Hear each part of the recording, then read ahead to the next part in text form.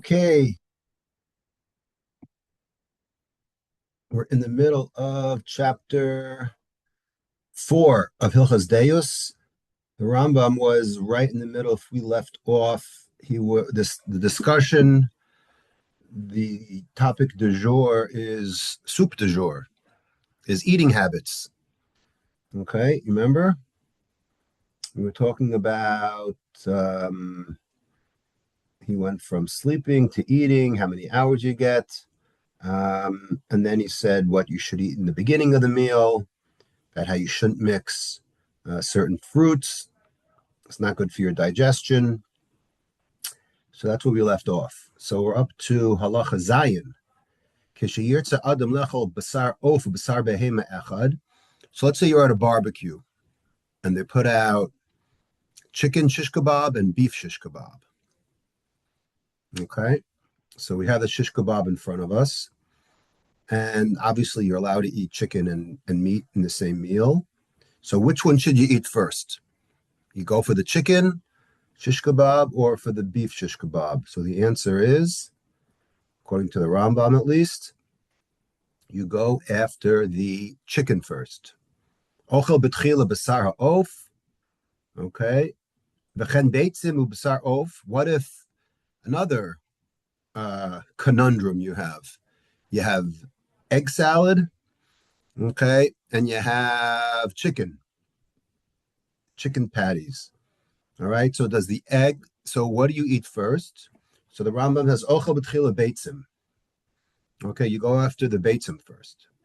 How about b'sar behema dako, b'sar behema gas? So how about you have, let's say, sirloin steak, and you have veal chops.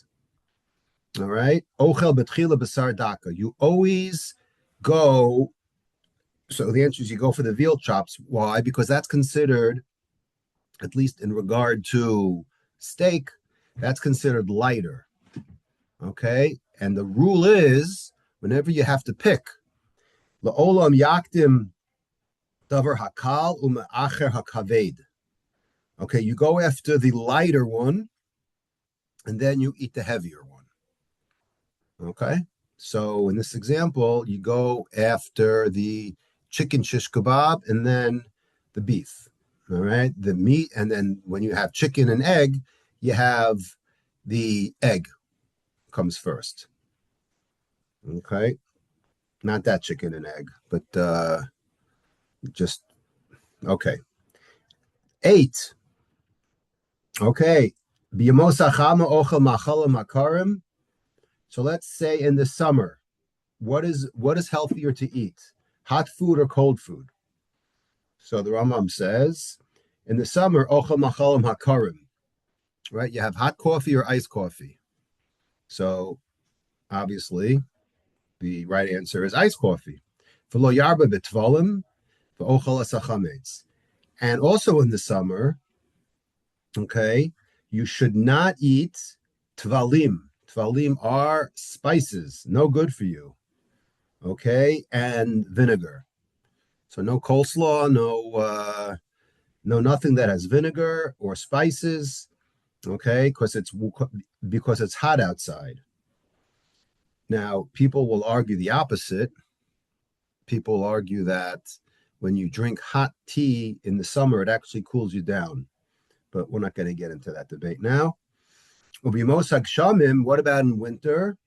Ochel machalim hachamim, the opposite. Eat hot foods. Umarba betvalim, and you eat spices. Now, it was thought that spices warm up your body. Now, they don't literally do that. Just because you're eating something spicy, you're eating red hot chili peppers, that doesn't necessarily mean that the temperature of your body goes up, right? It feels like your mouth is on fire, but it's a different term, on fire. But nevertheless, 1,000 years ago, this is how it went.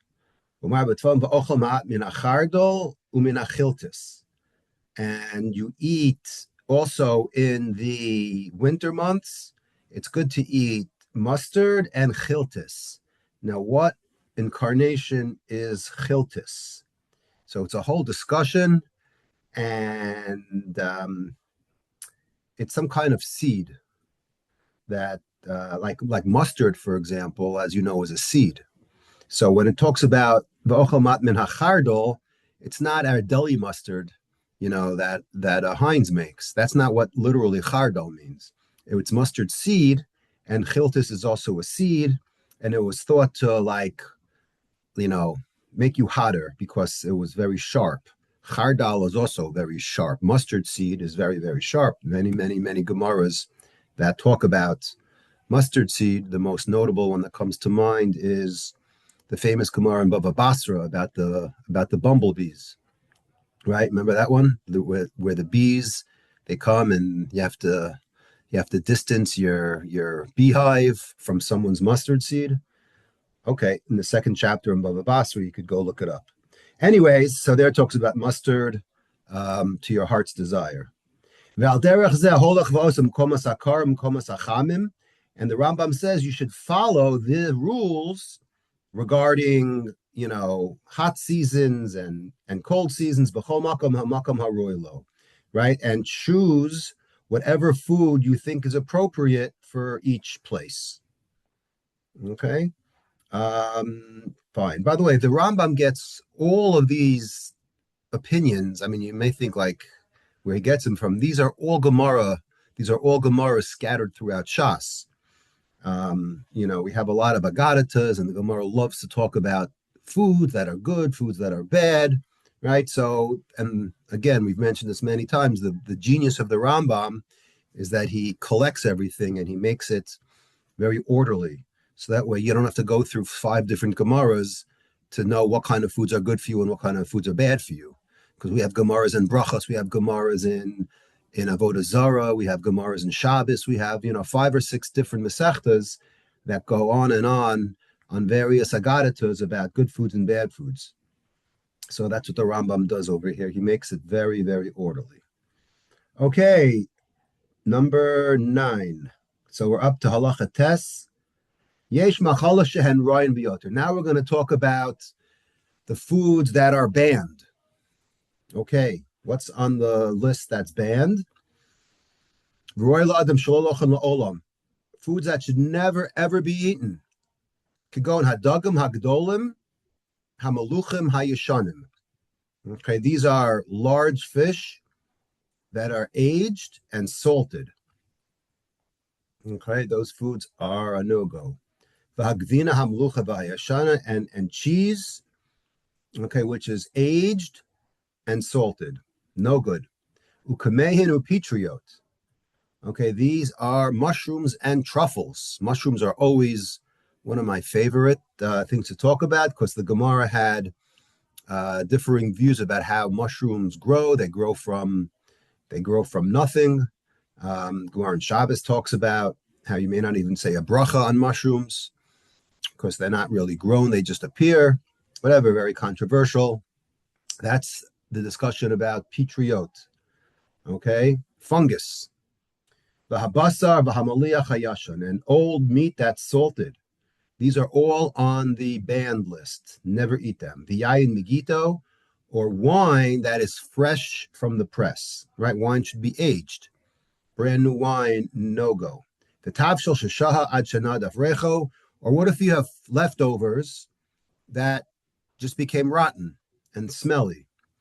Now, again, the concept of refrigeration didn't exist, so you could understand why it was a sakana to eat food, that was left over. Not like today where we have, Ziplocs, and we could keep food for 10 days, leftovers.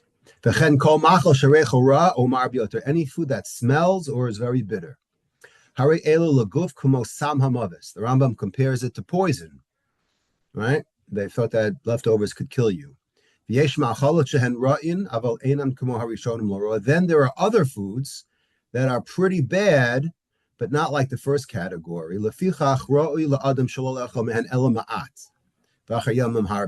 So I'm about to give you some food that are really not so great. Okay, you could only eat very little of them after a while. However, what I'm about to tell you, these foods should not be Taking in your lunchbox every day. Not a good habit to get into. Okay? Don't mix them with your daily meal, such as kigon dagim gedolim, large fish, ugvina, v'chalav shisha achar shenechalav chafdalad shos. Right, here's a proof that didn't have refrigeration, because after you'd milk a cow and you leave the milk outside, non-refrigerated for more than 24 hours, gets kind of stinky, right? So that's what the Rambam says, stay away. You can have a little bit, but it's not good to have it after 24 hours. So what they do? It's a good question. So what do you do with food that you can't finish? I guess you gave it to other people. You just couldn't save it. Ubsar shvarim gedolim, big shorim, big oxen, utiashim gedolim, and goats, v'hapul, v'hadashim, right? Pul and adashim are beans and lentils, v'hasapir, chickpeas, lechem saorin, barley bread, v'lechem matzos, okay, and matzos. What else? V'hakruv. Today we call kruv coleslaw, like cucumbers, right? V'chatzir, Cabbage. right? Excuse me, right? Cabbage, v'chatzir, right? Right. These are all mentioned in the Torah. These are leeks, bitzalim, okay, onions, shumin, garlic, chardal, tznon. Right, tznon is radish, and chardal, as we mentioned, are mustard seeds. Okay, so all of those are things that is on that list, right, to stay away from, or not so good. Kol elu ma'achalim ra'im hem. I don't, it's amazing how matzah is on here. Right, it's hard to believe. We have a whole holiday, I think, where we eat them. So, okay, Already whatever. made soft matzah, so Oh, this is like the Sephardi matzah? yes, because he was in Egypt. Because So he was a after Sephardi. Okay, very right, and good. after 3 or 4 days, it gets hard like ours, and then that's not good for your stomach. So Okay, look at that. Okay, we have a guest expert. Kol elu ma'achalim ra'im. These are bad foods. Ve'ein ra'oi la'adam lechol me'elu ela ma'at ad ma'od u'b'nosag sham. Don't really press on them. Only a little bit. Okay, only in a specific season. Only in the winter. Avimosa chama in the summer lo yocham hen klal. Summer they are verboten. V'hapul v'hadashim bilvad ein roy la'ochlan. And of these, pulim, right, beans and adashim and lentils, ein ro'oy la'ochlan lo b'mosachama v'lo b'mosachshamim, never.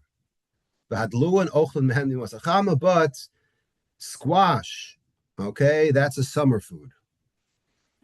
Okay, and as we mentioned, a lot of these Gemaras come from Maseches Brachos. If you want to look it up, Daf Mem in Maseches Brachos, right, in the Perek, the 6th chapter in Brachos talks about, well, the laws of Brachos. So it goes on a digression on Daf Mem about just various foods. Now we'll get to the last one, Yud, Yesh Machala Shehen Ra'in Ve'enan Kumo Ela. Then there are foods that are also pretty bad, but just a notch better than the previous. Vehem Of Hamayim. I don't know what Of Hamayim is. Maybe duck, right? Ofim that reside in the water. Ubnei Yona Haktanim. Okay, pigeons. That's Bnei Yona. Vahatamarim, dates, Velechem Koloi, and parched bread, B'shemen, right? Roasted in oil. Olechem Shenilosh B'shemen, or bread that was kneaded in oil, v'hasola shenifu otan kol tzarcho, or flour, which was sifted very well, ad shelo nishara ba'reach mursan, until there's no more bran left. Everything was sifted very, very well. Okay, next thing is v'hatzir v'hamorayos. If you remember Seches Avodah Zarah, we had a whole week right in the middle, talked about fish juice. Remember that? The fish brine, and when you would pickle a fish, the oil that was left over. So it's a whole discussion if you could take it from a non-Jew. It was a whole week of hocking on that. If you remember in the Lamids. Einan ra'ui laharbos macholos elu. Right? So the Rambam says this is right, fish guts and fish juice, stay away from, right? Not a good thing. But Adam shehu chacham v'kovesh es yitzro. But the Rambam says we have such a taiva, right, for fish and all these other things that we mentioned. If you hold yourself back, v'lo yimashach achar tavoso, right, you should not go after your taiva, v'lo yochel min haniskar and klum, ela initzrach lehen l'refuah. Only if there's a medical reason, right? The Gemara does bring down some of these as ingredients to their, medicine, which again, most commentators say doesn't really apply anymore. We don't know what it means, but there are certain medicines the Gemara lists, and it does have some of these ingredients. So that's the only time you're allowed to have it if you absolutely need it for medical reasons. But if you stay away from these, the Rambam ends off by saying, Hareze Gibor. He is mighty, someone who stays away from these kinds of bad foods. All right, good. I think we have a competing shear next.